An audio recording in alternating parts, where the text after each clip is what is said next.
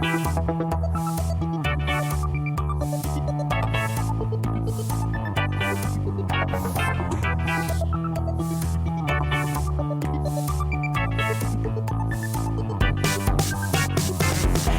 ou Tripoli, Vilnius ou Benghazi, Paris, Moscou, on fait le bunga, bunga. Hello, friends. This is BungaCast, the global politics podcast at the end of history with Philip Cunliffe. Hello. Hey! George Hoare. Hi. And myself, Alex Hochuli. Today's topic is something that I suggested, much to the chagrin of George and especially Phil, because I suggested we talk about what's beyond neoliberalism. What is capitalism going to do next? And they felt that, in particular Phil, we've done this before. Why are we talking about this again? We're always talking about this. So I want to set up the terms in which I think it's worth discussing this. The point is not to have an academic debate. It's not about just categorizing, labeling, and going, well, is this political economic order still called neoliberalism? Is it called something else? Because that really does sound purely of academic interest. We're not just looking at this new species and going, well, does it roar or just purr? Does that make it a Pantherinae or a Felinae? By the way, that's the main divisions within the Felidae, cat family. So don't say you don't learn anything on BungaCast. I also want to take a little bit of inspiration from a recent guest, Dylan Riley, who made, or rather put in neat terms, a very important point, which is that a lot of methodological problems in academia, in social sciences, and so on, are actually just obfuscated political problems. That what questions that should be resolved politically and traditionally were resolved or attempted to be resolved politically by advancing a theory within the context of an organization, a political party, and then tested out through action, no longer is the case because political parties have been hollowed out and depoliticized. And so with that in mind, I thought we should try to take this question of what would be beyond neoliberalism and treat it in a very serious political way. Looking at what the action that would ensue from a certain understanding, a certain theoretical understanding. If you're saying that what is after neoliberalism is, for example, more authoritarian, how does that mean that one should respond? What should one's demands be? How should one organize, et cetera, et cetera, et cetera? So this is not just an academic debate, but it should be something that is intimately political and something that we do need to have an answer for.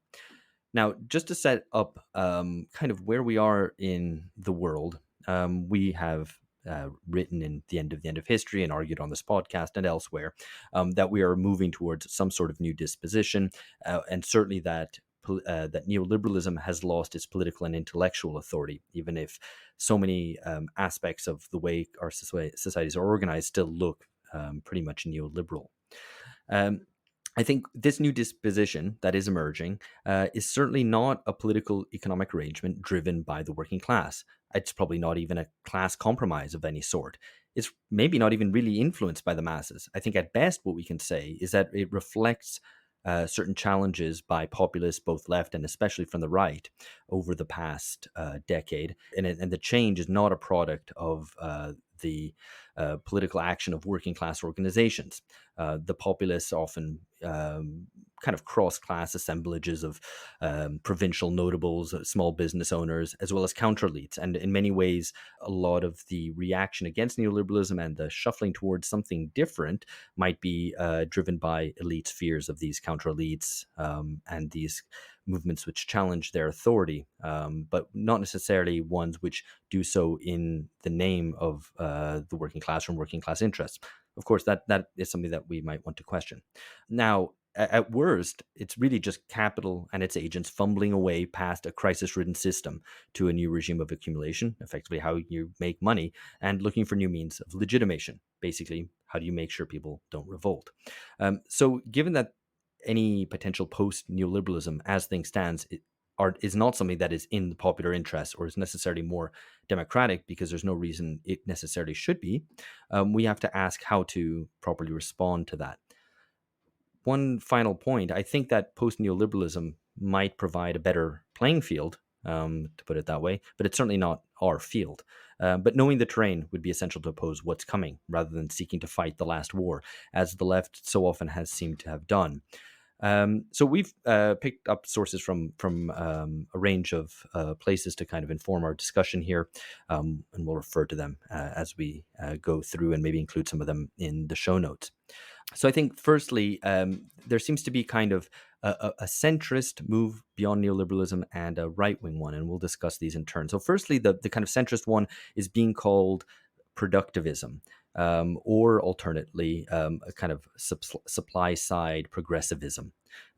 Just for the kind of definitional issue here, but a lot of kind of neoliberal policies, deregulation, lower taxes, free trade, and so on, were discussed as supply-side economics. This supply-side progressivism that's emerging, and one could see the Biden administration as serving as an example of many of these sorts of policies, is something pretty different. So firstly, what is this productivism that's emerging from effectively the political center in many Western capitals?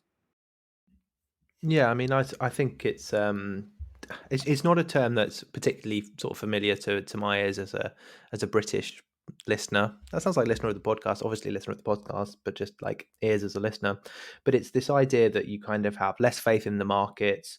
You have like kind of a move away from like large corporations solving everything, and you kind of start to talk less about the global and more about the local and the different parts of the country, and why some places have been left behind, or however you want to frame it, and move towards production and investment. I mean, it's quite a I don't think that productivism is quite right, though, because it's not at least in my understanding, it's not really a kind of building industries approach. It's much more technocratic than that. It's kind of the central planners, such as they are across the US or the UK, just basically thinking what are the areas of the country that what really central shit? planners?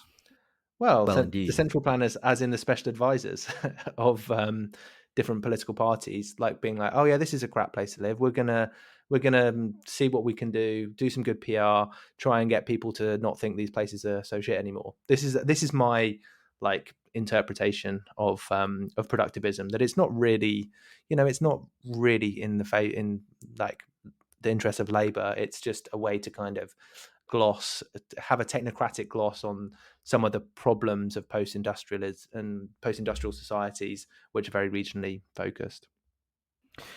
I mean, I'd say it's a debate, kind of, it's a discourse more than anything meaningful. That might change with the kind of battery of Biden legislation, which is coming through, or just kind of recently been passed, the Inflation Reduction Act and what have you, IRA, not Irish Republican Army.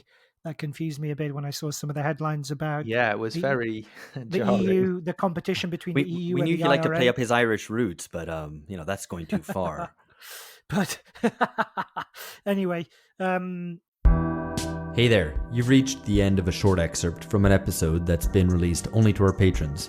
If you'd like to join us and gain access to around 2 Patreon exclusive episodes a month, please go to patreon.com/bungacast. We'd love to have you.